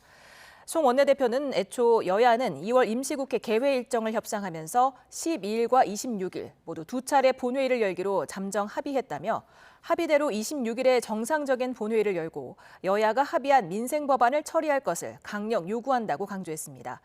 이후 송 원내대표는 우원식 국회의장과 비공개 면담 뒤 사법 파괴의 3대 악법은 이 시점에서 강행 처리할 사유가 없다고 전했다며 강행할 경우 모든 수단을 동원해 반대할 수밖에 없다는 뜻을 말했다고 밝혔습니다. 여권에서 추진하는 사법개혁 3법에 대해 조희대 대법원장이 거듭 수기가 필요하다고 밝혔습니다. 헌법 개정이 필요할 수 있다는 건데요. 법조계 전반에서 입법 속도전에 대한 우려가 이어지고 있습니다. 이준엽 기자입니다. 조희대 대법원장은 사법개혁 법안들이 80년 가까이 이어져온 사법제도의 틀을 근본적으로 바꾸는 거라고 지적했습니다. 헌법을 바꿔야 할 수도 있는 중대한 내용이라며 공론화를 거쳐야 한다는 점을 거듭 강조했습니다. 법조계 내부에서는 특히 법 왜곡죄에 대한 반감이 거셉니다. 의도적으로 법을 잘못 적용했다는 기준이 귀에 걸면 귀걸이, 코에 걸면 코걸이라는 비판인데 처벌 대상이 될 수 있는 판사들과 검사들 사이에선 명확성 원칙에 반해 위헌이 될 수 있다거나 일선이 위축되고 혼란을 겪을 수 있다는 우려의 목소리가 제기됩니다. 재판 소원에 대해서도 큰 틀의 방향에는 공감하지만 헌법재판소가 급증할 재판을 감당할 수 없을 거라는 시기상조론이 우세입니다. 다만 재판 소원이 국민 기본권 구제에 도움이 되고 법 왜곡죄 역시 먼저 도입된 독일보다 더 엄격하고 구체적인 법안이 논의 중이라며 힘을 싣는 의견도 없지는 않습니다.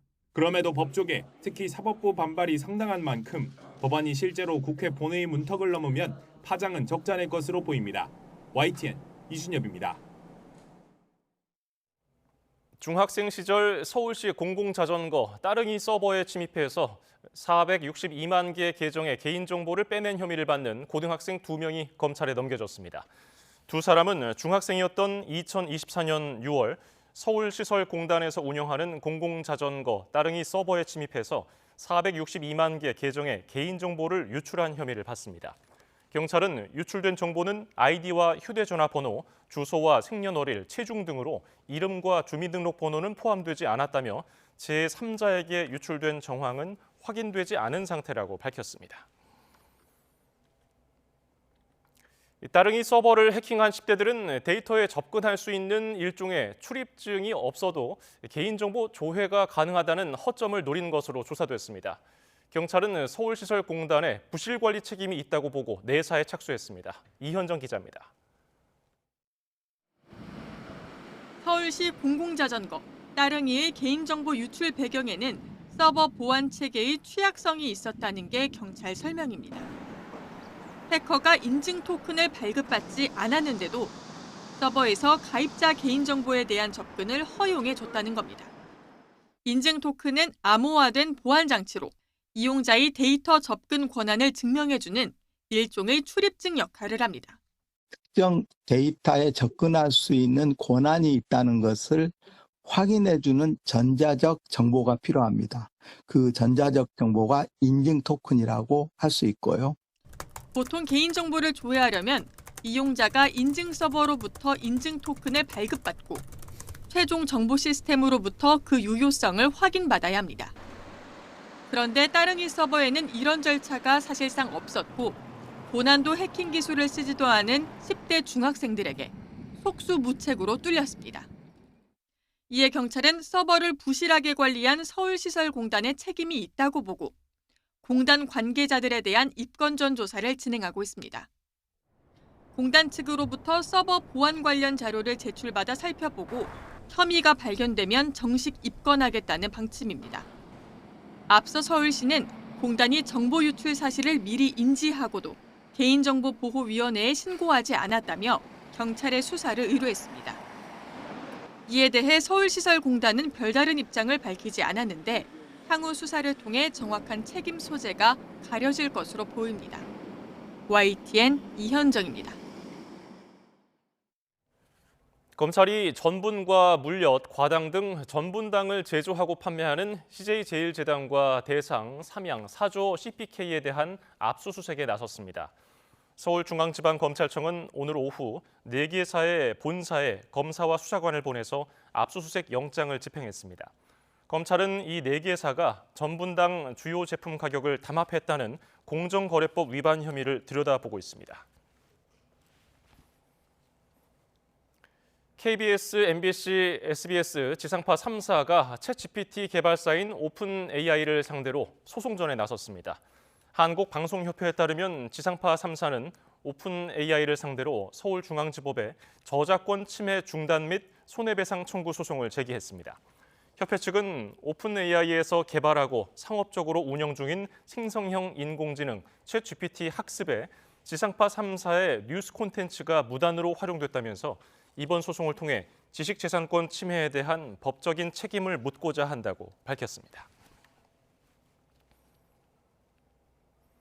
한 시중은행이 고객의 보이스피싱 피해를 의심하고도 주의 의무를 다하지 않았다면서 손해배상 청구 소송을 당했습니다. 법원은 은행이 더 적극적으로 조치할 필요가 있었다면서 일부 과실이 있었다고 판단했습니다. 이수빈 기자의 단독 보도입니다. 보이스피싱을 의심한 은행 직원이 피해자에게 빨리 경찰서로 가라고 안내하지만 피해자는 믿지 않고 거듭 이름을 묻습니다. 빨리 경찰서로 가세요, 경찰서로. 은행 가서 해결될 문제가 아니고. 저한테 이 얘기를 해주는 사람이 누군지는 알고 있어야 되잖아요. 저도 감사하니까. 지금 뭐라고 보이스피싱 대응하는 팀이에요, 저희들은. 거기에 누구세요? 그 국가기관이 그걸 안 가르쳐줘요? 그래야 제가 나중에 저기 하면 감사를 인사드리지.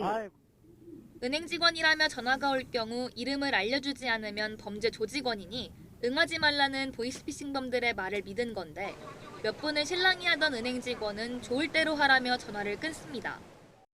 그러니까 지금 가르쳐주시는 분이 누구세요? 이름은 중요한 게 아니고 피해를 더 이상 예방하기 방지하려면 중요하죠. 제가 제 돈 가지고 제 맘대로 하는 거. 그러면 뭐 그렇게 좋을 대로 하세요, 그러면은. 네. 피해자인 60대 김모 씨는 전날 보이스피싱에 속아 16억 원이 든 예금을 해지하고 이 중 4억 원을 송금한 상태였습니다. 다음 날 김 씨가 돈을 보낸 계좌가 보이스피싱 의심 계좌로 신고된 걸 확인한 은행이 김 씨에게 전화했지만 통화는 이렇게 마무리됐고 해당 계좌에 대한 송금을 정지한 것 외에 추가 조치는 없었습니다. 피싱범들은 이후 사흘에 걸쳐 김 씨에게 또 다른 3개 계좌로 돈을 보내라고 지시했고 피해액은 15억 6천만 원까지 불어났습니다. 당시 명의가 도용돼서 이제 범죄가 발생을 했는데 우리의 협조를 해주면 이제 뭐 모든 게 잘 끝낼 수 있다 이런 식으로 며칠간의 장기간에 이제 그게 이루어져서. 김 씨 측은 은행이 주의 의무를 다하지 않아 피해가 커졌다며 손해배상 소송을 제기했습니다. 첫날 송금 당시 은행이 이상거래로 판단하고 2차례 거래를 제한했지만 주식 투자를 위한 거라는 김 씨 말만 듣고 거래를 풀어준 것도 문제 삼았습니다. 1심 재판부는 은행 측에 30%의 과실이 있다고 판단하고 4억 6천만 원을 배상하라고 판결했습니다. 재판부는 은행 측이 피해자가 실제로 주식 투자를 위해 송금한 것인지 추가로 확인하지 않은 채 임시 조치를 해제하는 등 형식적으로 대응했다고 지적했습니다. 또 김 씨 계좌가 피해 의심 거래 계좌라는 것을 인지했고 필요한 임시 조치를 해야 할 의무가 발생했지만 이를 준수하지 않았다고도 말했습니다. 이상 거래를 감지한 은행이 대응에 나섰지만 더 적극적인 조치가 필요했다는 법원의 판단에 은행 측은 당시 경찰서 방문을 권유하는 등 보이스피싱과 관련해 충분히 안내했고 은행 자체적인 판단에 따라 임의로 출금을 정지할 수도 없었다는 입장입니다. 반면 김 씨 측은 피해액이 15억 원을 넘어가는데도 은행이 안내 외에 추가적인 조치 없이 방치했다며 책임이 더 폭넓게 인정돼야 한다고 주장했습니다. 결국 양측 모두 항소장을 제출했는데 2심 재판에서는 어떤 판결이 나올지 주목됩니다. YTN 이수빈입니다. 서울고등법원 내란전담 재판부가 윤석열 전 대통령의 체포 방해 사건을 배당받는 등 본격 업무를 시작했습니다. 윤 전 대통령의 내란 우두머리 혐의 사건 1심 판결에 대해서는 특검이 항소회의를 진행했습니다. 유서연 기자입니다. 서울고등법원 내란전담 재판부가 본격 가동을 시작했습니다. 앞서 1심 선고가 내려졌던 사건부터 차례로 배당됐는데 먼저 윤석열 전 대통령의 체포방해 사건은 형사 1부, 한덕수 전 국무총리의 내란 방조 혐의 사건은 형사 12부가 맡게 됐습니다. 1심에서 무기징역이 선고된 윤 전 대통령의 내란 우두머리 사건 항소심도 가시화하고 있습니다.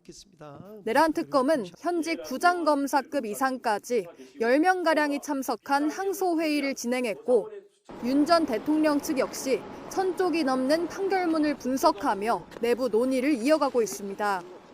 윤 전 대통령이 12.3 비상계엄을 모의한 시기가 항소심 최대 쟁점 중 하나로 꼽힙니다. 1심 재판부는 윤 전 대통령의 결심이 외부로 표출된 것이 늦어도 2024년 12월 1일쯤이라고 판시했는데 특검이 판단한 공모 시기와 1년 이상 차이가 있습니다. 1심 재판부가 특검이 제시한 핵심 근거인 노상원 수첩의 신빙성을 배척했기 때문입니다. 이른바 노상원 수첩 등은 작성 시기를 정확히 알 수 없고 일부 내용들은 실제 이루어진 사실과 불일치하는 부분도 있으며 재판부는 또 2023년 12월 대통령 관저 만찬, 2024년 3월 삼청동 안가 모임 등 윤 전 대통령과 군 수뇌부 사이 여러 차례 회동을 두고도 관련 언급이 있었다는 증거가 없다며 비상계엄과의 관련성을 인정하지 않았습니다. 12.3 비상계엄이 항소심에서 윤 전 대통령의 장기적 기획으로 재해석될지 단기적 결단에 머무를지 관심이 쏠립니다. YTN 유서연입니다. 12.3 비상계엄에 가담한 혐의가 있는 박성재 전 법무부 장관 재판에서 간부회의 당시 포고령 위헌 지적이 나왔지만 박 전 장관은 대꾸하지 않았다는 증언이 나왔습니다. 재판 증인으로 나온 승재현 법무부 인권국장은 계엄 선포 직후 열린 법무부 간부회의에서 국회 정치를 금지한 포고령과 관련해 위헌, 위법 소지가 있다는 지적이 있었다고 진술했습니다. 이어 문제가 될 수 있어 법무부에서 법리 검토가 반드시 필요하다는 건의가 나왔지만 박 전 장관은 특별한 대답이나 반응을 보이지 않고 회의를 마쳤다고 증언했습니다.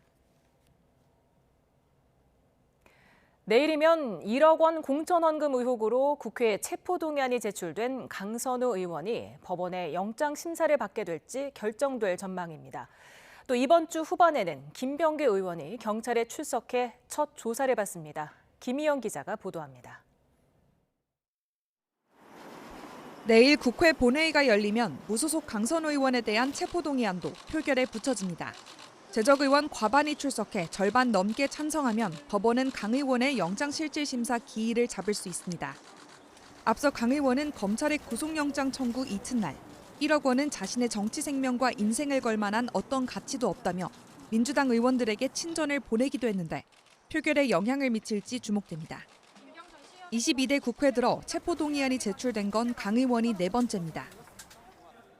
앞서 국민의힘 권성동 의원과 추경호 의원은 체포동의안이 통과된 지 5일 만에 구속 전 피의자 신문이 진행됐습니다. 이를 볼 때 강 의원의 경우 체포동의안이 가결되면 3월 초에 영장심사를 받을 것으로 예상됩니다. 기일이 확정되는 대로 함께 영장이 청구된 김경 전 서울시 의원의 구속심사 일정도 정해질 것으로 보입니다. 이런 가운데 공천헌금 등 13가지 의혹을 받는 김병기 의원은 경찰 수사 착수 2달 만에 첫 조사를 앞두게 됐습니다. 오는 26일과 27일 이틀에 걸쳐 경찰에 출석할 예정입니다. 경찰은 앞서 정치연금을 건넸다며 탄원서를 작성한 전직 동작구 의원들과 구의회 업무추진비 유용 의혹을 받는 김 의원의 배우자 이모 씨, 차남 특혜 편입 등 각종 의혹에 연루된 김 의원의 측근 이지희 동작구 의원 등을 차례로 부르며 김 의원의 혐의를 다져왔습니다. 정치권에서 불거진 각종 의혹 관련 핵심 피의자들의 주요 일정이 예정된 만큼 이번 주가 수사의 분수령이 될 거란 관측이 나옵니다. YTN 김희영입니다. 이재명 대통령이 같은 소년공 출신으로 각별한 유대감을 표시했던 브라질의 룰라 대통령과 오늘 청와대에서 정상회담을 했습니다. 양국 관계를 전략적 동반자 관계로 격상하고 핵심 광물 등 여러 분야에서 협력을 강화하기로 했습니다. 강진원 기자입니다. 룰라 브라질 대통령 대회가 탄 차량이 취타대와 전통 의장대의 호의를 받으며 청와대 경내로 들어옵니다. 이재명 대통령, 청와대로 복귀한 뒤 첫 국빈을 반갑게 맞이합니다. 첫 임기 때인 지난 2005년 이후 21년 만에 국빈 자격으로 한국을 다시 찾은 룰라 대통령과 이 대통령은 지난해 6월 G7 정상회의를 계기로 처음 만난 이후 각별한 유대감을 보여왔습니다. 가난한 소년공 출신에다 검찰 수사와 재판 위기 등을 겪은 정치적 서사가 비슷하기 때문입니다. 서면 예술입니다. 양국은 이번 회담에서 두 나라 관계를 기존 포괄적 협력 동반자 관계에서 한 단계 더 올리기로 뜻을 모았습니다. 저와 룰라 대통령님은 우리 양국 관계를 전략적 동반자 관계로 다시 한번 격상시키기로 하였습니다. 이를 달성하기 위해 정치와 경제, 민간 교류 등 여러 분야의 이행 방안이 담긴 한 브라질 4개년 행동 계획을 채택했습니다. 중소기업과 보건, 농업 등의 분야에서 실질적 협력을 강화하는 내용이 담긴 양해각서 MOU와 약정 10건도 체결했습니다. 히토류 등 공급망 우려 속에 제조 강국인 한국과 자원 부국인 브라질이 고위급 대화 채널 구축 등을 통해 통상 분야의 전략적 공조 또한 다지기로 했습니다. Temos interesse em atrair investimentos coreanos e empresas coreanas para nos ajudar no processamento de minerais críticos. 이 대통령은 노동운동가 출신인 룰라 대통령을 위해 전태일 열사의 평전을 선물로 준비하는 등 의전에 각별히 신경 쓰는 모습을 보였습니다. 이 같은 환대는 룰라 대통령에 대한 개인적 호감을 넘어 브라질이 남미 지역 최대 교역 파트너이자 우리와 무역 협정 체결을 추진 중인 남미 공동시장의 주요 일원이란 점을 염두에 둔 거란 분석입니다. YTN 강준원입니다.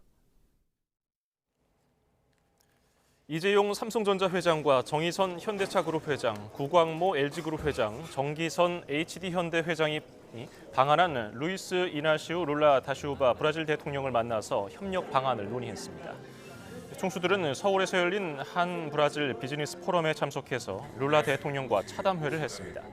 차담회에 초청된 기업들은 모두 브라질 현지에 생산 기지를 보유하고 있고 청정에너지와 인공지능, 전동화 등 첨단 산업과 현지 공급망 협력 방안에 대해서 논의한 것으로 알려졌습니다.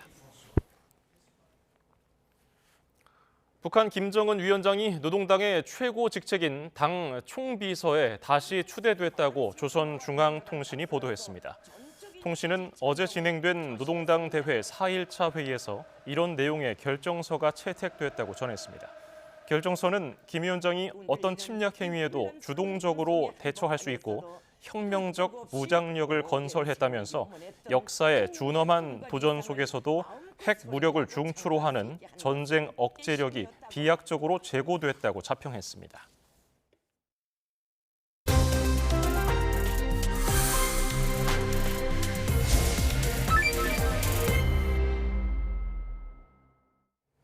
미 연방대법원이 상호 관세를 위법하다고 판결하자 트럼프 미 대통령은 전 세계의 15%의 관세를 새로 부과하겠다며 관세 공세를 이어가고 있습니다. 네, 관세 재편 상황과 우리나라에 미칠 파장이 어떨지 정철진 경제평론가와 짚어봅니다. 어서 오십시오. 네, 안녕하세요. 네.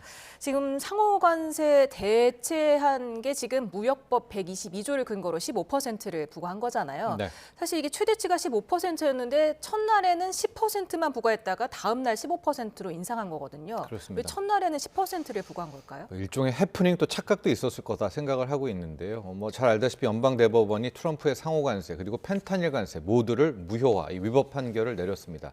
그러니까 트럼프 대통령 입장에서는 어느 정도 대비를 하고 있었고 관세 일관성을 계속 주장을 했잖아요. 그래서 부랴부랴 바로 끊기지 않기 위해 카드를 꺼내 들었었는데 현재 가장 먼저 또 유의미하게 쓸 수 있는 카드가 무역법 122조였습니다. 이 무역법 122조는 국제수지 적자를 봤을 때 대통령이 행정명령으로 발동할 수 있기 때문에 뭐 사안이 특별하게 안 맞는 건 없잖아요. 지금 현재 미국은 상당한 적자에 있기 때문에. 그런데 이 무역법 122조는 상한선과 기한이 있습니다. 15%가 최대치고 기한이 150일인데 처음에는 10%를 이야기를 했다가 불과 몇 시간 후에 이제 15% 최대치까지 끌어올렸었는데 아마도 10% 올렸다가 분위기 봐서 15%라는 아마 그런 작전을 생각해 볼 수도 있겠죠. 그러나 이 자체로는 안 된다라고 해서 바로 15%라는 상한선을 채울 수 있겠고 영국 같은 경우가 10%를 받고 있었거든요. 그런데 15%를 매겨버리면 영국은 오히려 잘해주고도 또 욕먹는 케이스 아니겠습니까? 그런 점들을 고려했겠지만 결과적으로 일단 무역법 122조를 최대치로 끌어올리고 5개월간 시간을 벌인 뒤에 추가적인 관세 카드를 꺼내 들겠다. 아마 이런 전략을 세운 것 같습니다. 그러면 150일이 지나면 다른 카드를 써야 하는데 어떤 게 남아있는 그렇죠. 겁니까? 순서상으로 보면 이제 7월이 되면 122조만 쓴다면은요. 당장 8월부터는 트럼프 관세가 없는 거잖아요. 근데 11월은 중간 선거라는 트럼프 입장에서나 미국 입장에서 정말 중요한 이벤트가 있는데 8, 9, 10, 11을 관세 없이 가는 거는 트럼프 입장에서는 말이 안 되죠. 왜냐하면 관세라는 거는 트럼프 대통령의 가장 최대 정책이자 본인은 최대 업적이라고 이야기를 하니까요. 그러니까 지금부터 생각할 수 있는 방법은 5개월을 벌었잖아요. 예. 이 5개월 내에 추가 관세 카드를 꺼내들 것이다. 이런 전망이 주요한데 크게 두 가지가 가능합니다. 첫 번째가 우리가 알고 있는 무역법 301조. 이제 슈퍼 301조 뭐 이렇게 이야기를 하는데요. 예. 이거는 USTR 대표가 이제 조사를 합니다. 근데 조사할 경우에 무역 불공정 관행 부분을 조사를 하거든요. 근데 왜 슈퍼 301조가 무섭냐? 일단 기한은 4년이라고는 하지만 재연장이 가능합니다.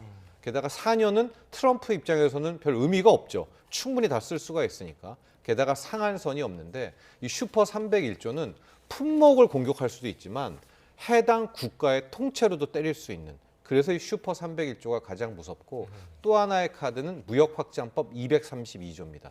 이건 이제 품목별 관세를 매길 때 쓰는 카드이기도 한데 예. 이 역시도 상한선은 없고 기한은 없습니다. 이렇게 이해를 하시면 편할 것 같고요.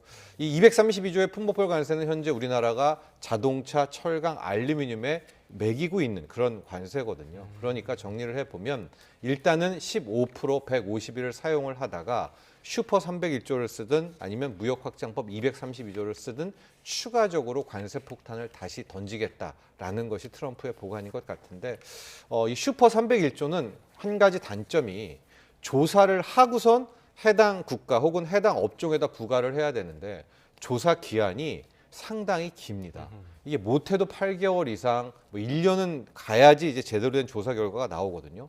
왜냐하면 무역의 불공정 관행이라는 것이 참으로 파악하기 힘들잖아요. 근데 지금 중요한 것은 당장 올 11월에 중건 선거이기 때문에 아마도 트럼프 행정부 입장에서는 슈퍼 301조도 지금 조사하라고 지시는 내렸지만 무역확장법 232조를 통해서 이건 국가 안보에 반하는 업종에 대해서 계속 때릴 수가 있거든요, 관세를. 이 카드를 통해서 아마 전과의 보도처럼 휘두르지 않을까 이런 전망도 주요합니다. 네, 지금 쿠팡 지분을 보유한 미국 투자자들이 한국의 그 정부의 쿠팡 개인정보 유출 사건에 대한 대응을 문제 삼아서 네. 지난달에 트럼프 행정부의 한국의 부당하고 차별적인 행동을 조사하고 관세를 부과해달라 이러면서 무역법 301조를 거론하지 않았습니까? 네. 그러나 그렇게 한다고 하더라도 실제 부과까지는 조사를 해야 되는 것이죠. 그런데 계속 말씀드리지만은 조사 기한이 지금 트럼프 입장에서는 8개월 이상 넘어가 버리면 11월 중간 선거라는 가장 중요한 이벤트를 놓쳐버립니다. 만에 하나 11월 중간 선거에서 지금처럼 양원, 하원과 상원을 다 자신이 확보하지 못한다면 행정 명령대로 막 하는 이제 그런 관행을 못 합니다. 당장 내년부터는요. 빠르면 뭐 레임덕이 올 수 있다 이런 전망도 나올 수 있기 때문에 아마도 슈퍼 301조로 계속 압박은 하겠지만 빨리빨리 쓸 수 있는 무역확장법 232조. 특히 이건 품목별로 공격을 하지만 뭐 가령 중국 기업에 대한 따로, 그러니까 중국 태양광을 따로 배제한다든가 이런 테크닉도 쓸 수가 있거든요. 그래서 우리가 흔히 말하는 이 섹션 232조가 앞으로 좀 많이 사용될 것 같다 이렇게 보고 있습니다. 그러면 15% 관세는 언제부터 적용됩니까? 당초에 내일 24일부터 적용이라고 했었는데 그게 이제 10% 할 때 24일 적용이라고 했거든요. 예. 그리고서 이제 15%로 발을 바로 바꿨기 때문에 아마도 뭐 하루 더 가지 않고 24일부터는 15%, 내일부터는 적용되지 않을까 이렇게 예상을 하고 있습니다. 네.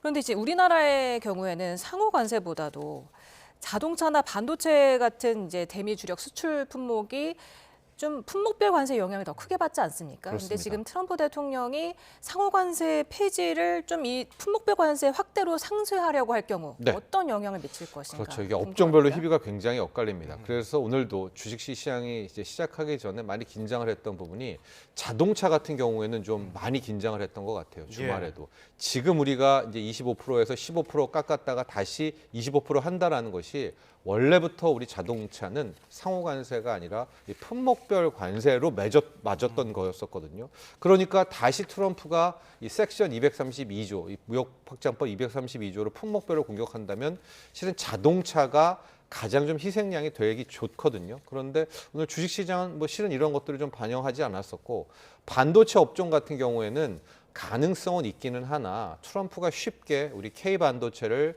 공격하기는 좀 쉽지 않을 것이다. 왜냐하면 모든 부담은 실질적으로 미국의 빅테크가 져야 되고요. 안 그래도 이 디램 가격 상승 때문에 취플레이션이라고 하죠. 노트북 가격이 비싸지고 스마트폰 가격이 비싸지는데 미국 물가가 관세까지 더해지면 올라갈 수밖에 없어서 하고 철강 같은 경우에는 실은 오히려 50%를 맞았다가 이 이제 사단이 일어나기 전에는 또 깎아주겠다 이런 얘기도 좀 났었거든요. 그러니까 오히려 철강을 50%에서 더 높이기는 좀 힘들어 보여서 오히려 철강의 품목별 관세는 좀 깎아할 수가 있는 이런 대목이 있는데 이건 정말 트럼프 맘대로입니다. 그래서 뭐 과도한 낙관은 좀 금물이고요. 앞으로 어떤 카드를 계속해서 업종별로 꺼내 들지는 긴장감 있게 바라봐야 될 것 같습니다. 예.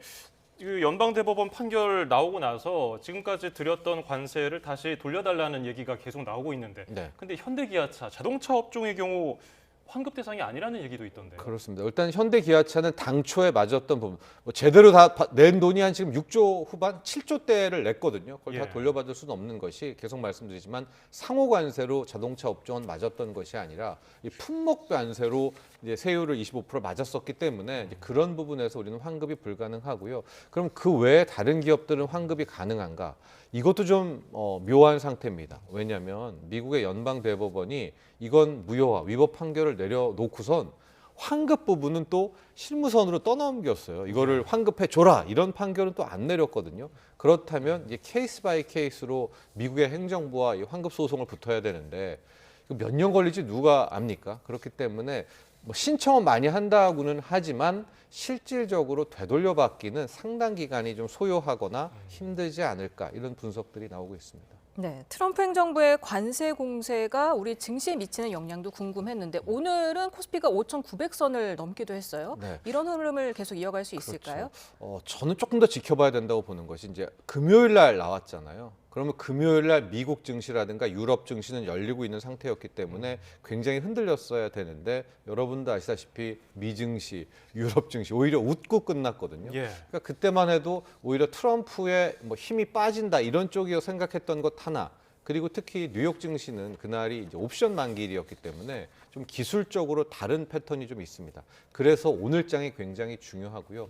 오늘 국내장 같은 경우에도 유럽장, 미국장이 이렇게 좋아지니까 이제는 트럼프가 함부로 못할 거야라는 이런 기대감, 거기다 우리의 수급과 함께 거의 5,900도 넘고 이러다가 6,000 찍는 거 아니냐 뭐 이런 생각도 들었었는데 윗꼬리가 길게 달렸다고 하죠. 상승분을 다 마감하고 일단은 끝이 났습니다. 그건 뭐냐? 결국은 오늘의 뉴욕장, 그러니까 이번 주에 나올 주식시장과 금융시장과 자산시장의 흐름이 오히려 진짜다라고 볼 수 있기 때문에 금요일 날 그리고 오늘 우리 국내 증시가 잘 버텼으니까 트럼프 관세 위법 때문에 아무 일 없네 라는 것은 전 좀 과도한 해석 같아서 조금 더 저는 시간을 두고 지켜봐야 된다는 쪽입니다. 예, 개인이 1조 넘게 샀는데 외국인들하고 기관은 팔았거든요. 네. 이거는 왜 그랬을까요? 그러니까 오늘 수급을 보면은요, 개인이 일단 1조를 샀잖아요. 예. 하고 기관 중에서 금융투자가 한 5천억 넘게 샀거든요. 근데 이거 금융투자가 산 게 엄밀히 말하면 우리 개인의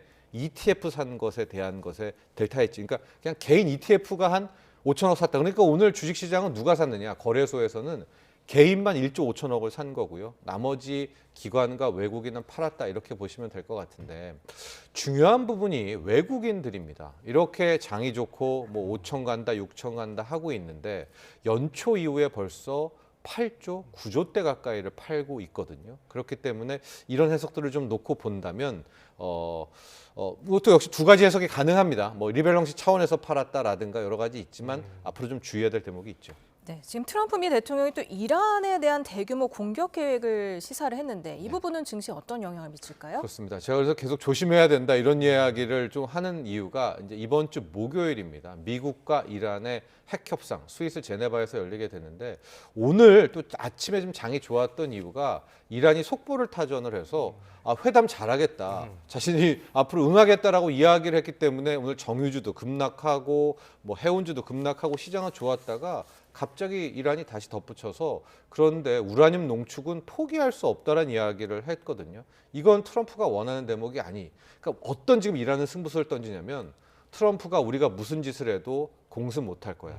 왜냐하면 여기서 트럼프가 이란을 공습 들어가면 베네수엘라는 완전히 다른 차원이거든요. 유가 급등하죠. 이란은 뭐 테러에 위협하고 있죠. 그러면 11월 중간 선거는 망칠 가능성이 있어서 지금 이란이 굉장히 제멋대로 하고 있거든요. 트럼프에게 모든 공이 돌아간 것 같습니다. 가장 힘든 국면에 나오고 있는데 만에 하나 26일 이제 이란 핵 협상이 잘 안 될 경우에는 바로 다음 날 혹은 주말에는 이란 공습 가능성에 대한 것들도 많은 언론들이 타전하고 있기 때문에 이것은 우리가 원하는 그림은 아니잖아요. 그래서 자산 시장이 트럼프의 뭐 관세 위법 거기다가 이란 이슈로 조금은 좀 리스크에 대한 관리, 위험 관리가 필요한 국면이 왔다 이렇게 전해드리고 싶습니다. 예, 지금까지 도움 말씀 정철진 경제평론가였습니다. 고맙습니다. 감사합니다.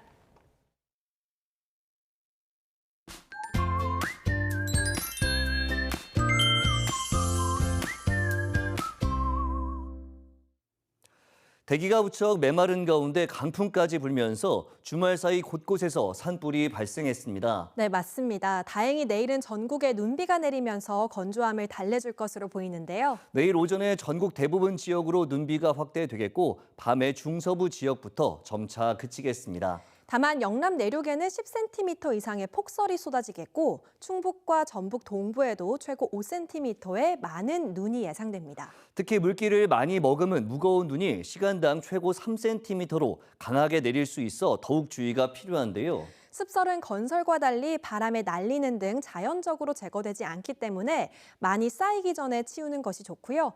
최소 2명 이상 안전을 확보한 후에 제거하는 게 좋습니다. 그리고 취약 구조물 주변에는 접근하지 않도록 하고 눈이 많이 쌓일 경우에는 안전한 곳으로 대피를 해주시기 바랍니다. 내일 아침 기온은 오늘과 비슷해서 춥겠습니다. 서울 영하 1도, 광주와 대구는 1도로 예상됩니다. 낮 기온은 서울 5도, 광주 8도, 대구 6도로 특히 충청 이남을 중심으로 오늘보다 5도에서 7도가량 낮아지겠습니다. 모레 낮부터는 다시 기온이 크게 오르겠고요. 주 후반에는 영동과 남부지방을 중심으로 비가 내릴 전망입니다. 날씨 캔버스의 이혜민, 김수현이었습니다.